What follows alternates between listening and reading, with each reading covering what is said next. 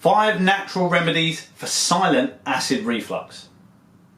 Hi there, my name's Reese. Welcome back to the channel. I'm a nutritionist. I talk specifically about reflux and bloating and actually getting to the root cause and fixing your problem instead of covering it up with medication. If that sounds like something you're interested in, don't forget to like and subscribe.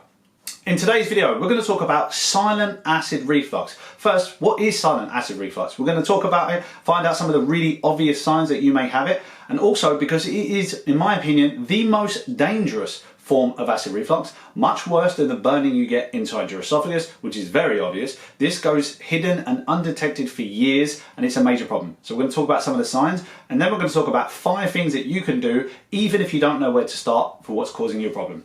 Did you know that a dry cough, a throat clearing, constant or a type symptom, especially if it's worse after you've eaten, postnasal drip, could all be signs of something we call silent acid reflux? Now that's not the technical name. The technical name is laryngopharyngeal reflux, which is a bit of a mouthful. It's also known as LPR. So silent reflux or LPR, sometimes used interchangeably. They're talking about the same thing, which is damage to the esophagus from acid coming up that you can't actually feel. So something is interfering with that lower esophageal sphincter and the acid is coming up into the esophagus, but it's not burning. And you're getting throat clearing issues, a hoarse voice, sometimes like a globus sensation of something stuck inside your esophagus when you swallow food. All of those could be signs of silent acid reflux.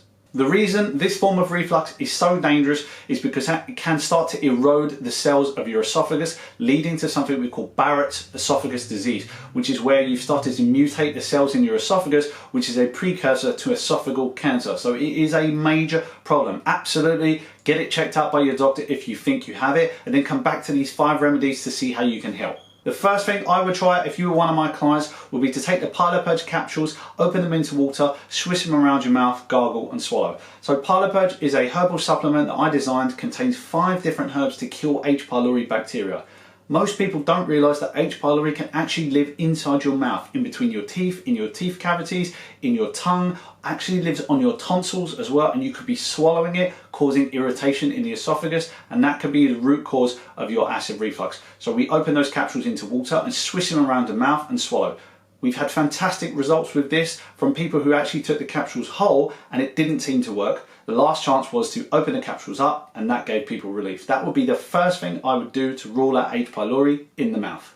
The second thing I would do is try to rule out oral candida. So candida is a fungus and it's opportunistic, which means in small amounts it's good for you, but in large amounts it can cause major problems inside the body. And one of those problems is acid reflux because it can interfere with the lower esophageal sphincter in and around the esophagus. Now when you have candida in the mouth and on the tongue and you're swallowing it, it can cause a couple of symptoms. 1, it normally gives you a white tongue. 2, it normally gives you a difficulty swallowing or that globus sensation feeling inside your esophagus. Now if you were one of my clients and you wanted to treat it, I would use the yeast purge capsules. That was something I designed that helps kill fungus, and it works in 2 ways. 1, it has herbs that will kill the actual fungus, but also contains compounds that will build beneficial bacteria at the same time. The reason we do that, remember, it's always a balance with commensal bacteria. You want just enough, but you want it controlled by the other beneficial bacteria in and around the system. So again, you would take the yeast purge capsules, you'd open them up into water, swish them around your mouth, gargle and then swallow, and that would take care of the candida in that region. Now, one thing to note about candida is it doesn't always show up inside your esophagus. In fact, when I had candida, and that was my root cause of acid reflux, it didn't show up inside my endoscopy. My gastroenterologist had no idea that the yeast was causing my problem and left me for a lifetime of omeprazole. I think one of the reasons that candida doesn't necessarily show inside the esophagus is because you need a really large amount or a real systemic overall candida overgrowth to really see it inside the esophagus. It has to be pretty bad. But unfortunately, it doesn't have to be very bad in order for it to cause reflux and swallowing and oral type problems. So you could have it even if your symptoms are mild and you can't actually see it inside your endoscopy. Number 3, you need some supplements if you don't have a gallbladder. So in my experience, not having a gallbladder is the 3rd biggest cause of acid reflux. Now, your liver produces a substance called bile, and bile is then stored inside your gallbladder. When you eat a meal that contains fat, your gallbladder squirts out bile inside your small intestine to help break the fat globules from large ones into smaller ones. then your pancreas produces an enzyme called lipase that then further takes over to break down the fat globules further. The problem is, if you don't have a gallbladder, you won't be able to release enough bile at that point where you eat a fatty meal. And bile just kind of drips out of the bile ducts or just comes out of the liver and doesn't really have anywhere to go because you haven't eaten a fatty food. Now what can happen is that bile can end up inside the stomach. Bile should never be inside the stomach. Only stomach acid and food should be inside the stomach. So when bile enters the stomach, it can cause interference with the sphincters, it can cause gastritis, we know it can cause reflux, it can cause hernias. So not having a gallbladder is a major cause of acid reflux and silent acid reflux. One of the things I recommend my clients to do is take some supplements to help you digest fat. So things like ox bile directly or lipase can ease the digestive burden when you eat a fatty meal and you don't have a gallbladder. I'm going to link to some of the supplements below that I like inside the description. The fourth thing that you can take to help silent acid reflux would be a xylitol gum. So xylitol is an alcohol sugar. It doesn't get processed in the same way other sugars do. It won't raise your blood sugar, but what it can do is it can help grow beneficial bacteria that will compete for the stuff that's inside your mouth. For example, it can be shown to reduce candida, so we like a combination of yeast purge, swished around the mouth, gargled and swallowed, and then xylitol gum after you've eaten, and that kind of whacks a 1-2 punch against candida and works very, very well.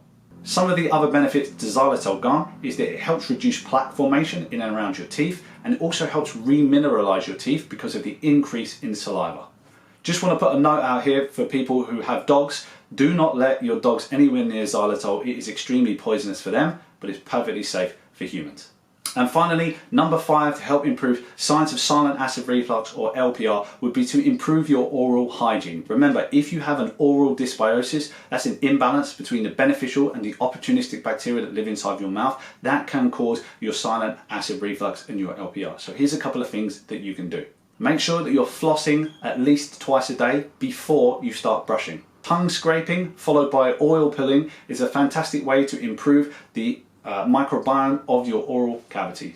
Making sure you changing your toothbrush head on a regular basis is a fantastic idea if you're suffering with silent acid reflux or LPR, especially if you've tried to kill candida or you've tried to kill H. pylori, because sometimes they can live on your toothbrush.